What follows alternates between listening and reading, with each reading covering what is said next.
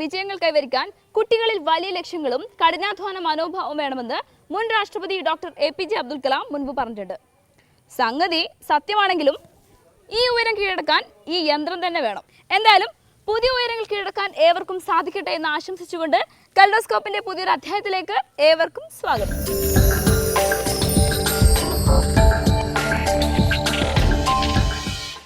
രഞ്ജിനി ഹരിദാസ് എന്ന ടെലിവിഷൻ അവതാരകയെ അറിയാത്തവർ ആരുമുണ്ടാകില്ല.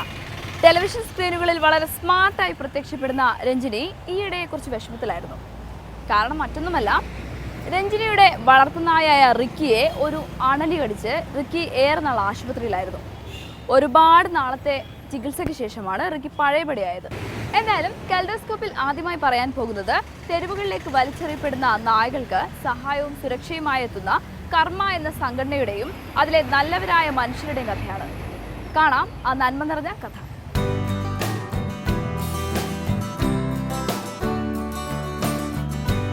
ഇവൻ രഞ്ജിനി ഹരിദാസിന്റെ റിക്കി. ഉടമയോടുള്ള സ്നേഹമെന്തെന്ന് യഥാർത്ഥത്തിൽ ഇവൻ കാണിച്ചു കൊടുത്തു. രഞ്ജിനിയുടെ വീട്ടിലേക്ക് ഇഴഞ്ഞു കയറാൻ ശ്രമിച്ച അണലിയെ ഇവൻ കടിച്ചു കൊന്നു. പക്ഷേ രഞ്ജിനി വീട്ടിലെത്തിയപ്പോൾ കണ്ടത് പാമ്പുകടിയേറ്റ് ഗുരുതരാവസ്ഥയിലായ റിക്കിയെയാണ്. ഏറെ നാളത്തെ ചികിത്സയ്ക്ക് ശേഷമാണ് രഞ്ജിനിക്ക് റിക്കിയെ തിരികെ കിട്ടിയത്. ഞങ്ങളുടെ ഈ ഏരിയയിൽ പറമ്പ് ഫ്രീ വേക്കൻറ്റ് പറമ്പുള്ളത് കൊണ്ട് അണലി കുറെ കയറും. സോ എല്ലാ 2 മാസവും ഞങ്ങളുടെ വീട്ടിൽ ഗസ്റ്റാണ്, അകത്തും പുറത്തും ഒക്കെ. അപ്പം പൊതുവെ ഞങ്ങൾക്ക് അറിയാം എന്തെങ്കിലും പറ്റുമെന്ന്. പക്ഷെ ഞങ്ങൾ പ്രതീക്ഷിച്ചില്ല. ഇവൻ അതിനെ കണ്ട മണത്ത് പോവും. ഇവൻ കുറച്ച് വയലന്റ് ആയതുകൊണ്ട് ചിലപ്പോൾ അങ്ങോട്ട് പോയി കടിക്കും. സോ ഐ തിങ്ക് ഒരു ദിവസം രാത്രി ഞാൻ ഉണ്ടായിരുന്നല്ലോ സ്ഥലത്ത്, 2 മണിക്ക് എന്തോ ഒച്ച കേട്ടു. പക്ഷെ അമ്മ ഒറ്റയ്ക്ക് ആയതുകൊണ്ട് അമ്മ പുറത്തേക്ക് പോയില്ല. പിറ്റേ ദിവസം രാവിലെ അമ്മ എൻ്റെ അടുത്ത് പറഞ്ഞു, ഞാൻ ലേറ്റായിട്ടാണ് വന്നത്. അമ്മ പറഞ്ഞു എന്തോ പ്രശ്നം ഉണ്ടാവുന്നത്. അപ്പം നോക്കിയപ്പോൾ അമ്മ ഭയങ്കര ടയേർഡാണ്.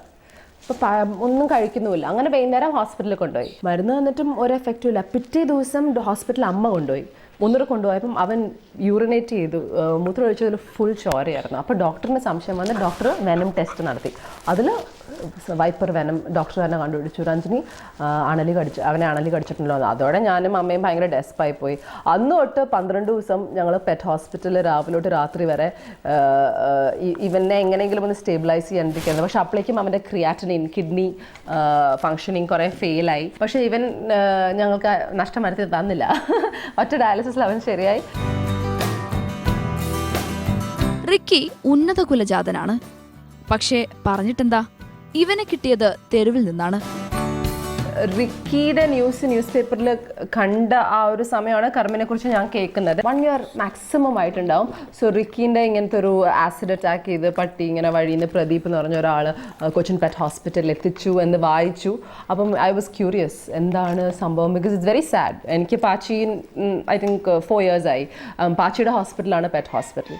അപ്പം എൻ്റെ ഹോസ്പിറ്റലിൽ ഈ പട്ടി കിടക്കുന്നതെന്ന് കേട്ടപ്പോൾ എനിക്ക് കൂടുതൽ അറിയാനൊരു താല്പര്യം ഉണ്ടായിരുന്നു. അപ്പോൾ ഞാൻ പ്രദീപ്ജിനെ ഫോണിൽ വിളിച്ചു.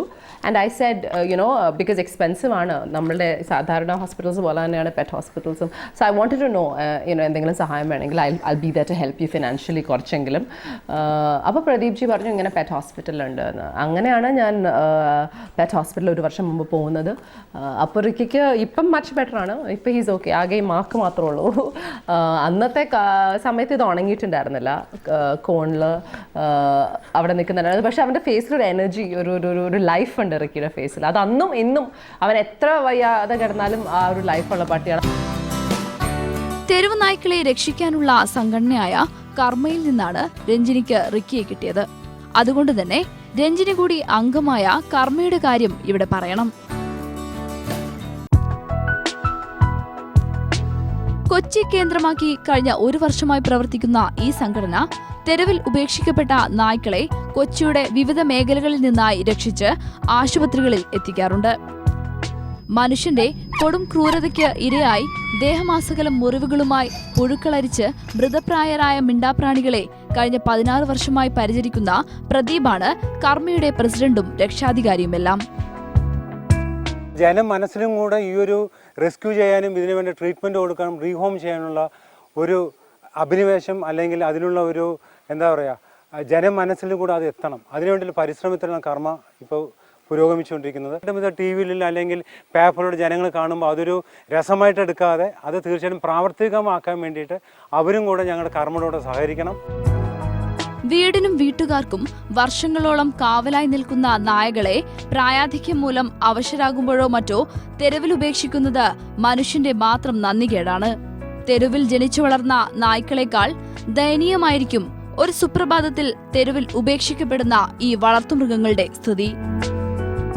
ഇങ്ങനെ തെരുവിലെത്തിയ നായകളാണ് കർമ്മയുടെ കൈകളിലെത്തുന്നവയിൽ ഭൂരിഭാഗവും.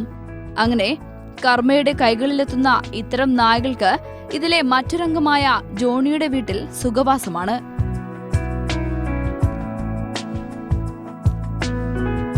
വീട്ടിനകത്തും പുറത്തും സ്വന്തം കുടുംബാംഗങ്ങളെ പോലെയാണ് ജോണിയും കുടുംബവും ഈ മിണ്ടാപ്രാണികളെ പരിപാലിക്കുന്നത്. ഭക്ഷണത്തിന് ഭക്ഷണം, കിടക്കയ്ക്ക് കിടക്ക, മരുന്നിന് മരുന്ന്, അങ്ങനെ എല്ലാം സുലഭമാണിവിടെ. വർഷങ്ങളോളം തങ്ങളെ പരിപാലിച്ച പഴയ ഉടമകളെക്കാൾ സ്നേഹവും ശുശ്രൂഷയും ഈ വീട്ടിൽ നിന്ന് ഇവയ്ക്ക് ലഭിക്കുന്നു. വണ്ടി ഇടിച്ചൊരു പട്ടി വഴിയിൽ കിടക്കുന്നത് കണ്ട് ഒരു ദിവസം കണ്ടു. പിറ്റേ ദിവസവും അതേ സ്ഥലത്ത് തന്നെ കിടക്കുന്ന കണ്ടപ്പോൾ എനിക്കും എൻ്റെ ഭാര്യയ്ക്ക് സഹതാപം തോന്നി.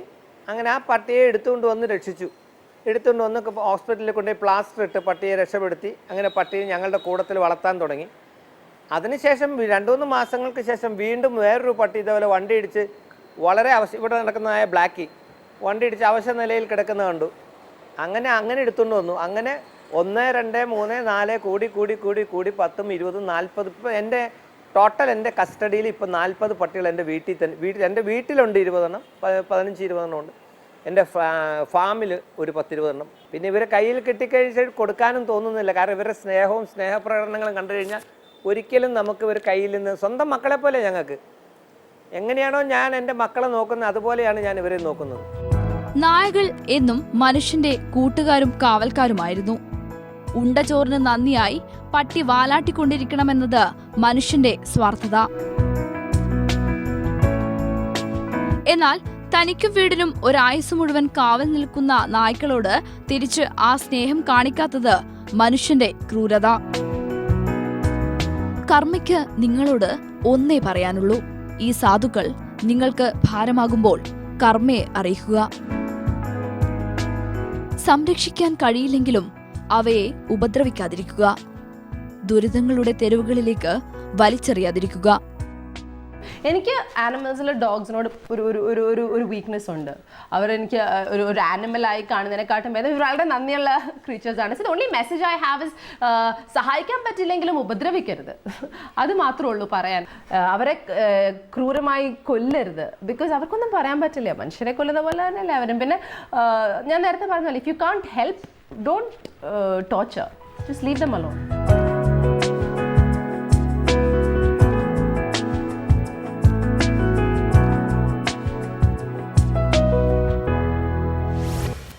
യാത്രകൾ പലതുണ്ട്. പക്ഷേ ഈ കുട്ടവഞ്ചിയിലിരുന്ന് ഈ കാലിന്റെ നടുവിലൂടെയുള്ള ഈ യാത്രയെ കുറച്ച് സാഹസികം പിടിച്ചതാണ്. എന്തായാലും കൽഡോസ്കോപ്പിൽ അടുത്തത് ഒരു യാത്രാ വിശേഷമാണ്. കുട്ടവഞ്ചിയിലൂടെയുള്ള യാത്രയ്ക്കായി പത്തനംതിട്ട ജില്ലയിലെ അടവി ഒരുങ്ങിക്കഴിഞ്ഞു. എന്തായാലും കാണാം ആ യാത്രാ വിശേഷം.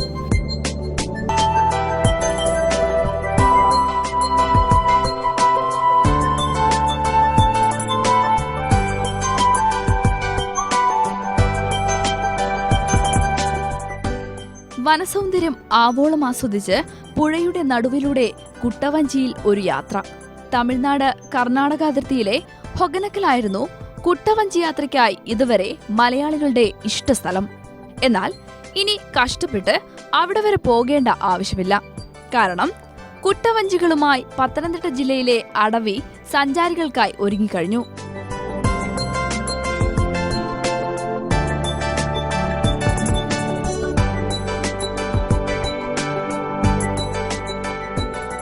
പത്തനംതിട്ട തണ്ണിത്തോട് പഞ്ചായത്തിലാണ് വനവകുപ്പിന്റെ അടവി വിനോദസഞ്ചാര പദ്ധതി.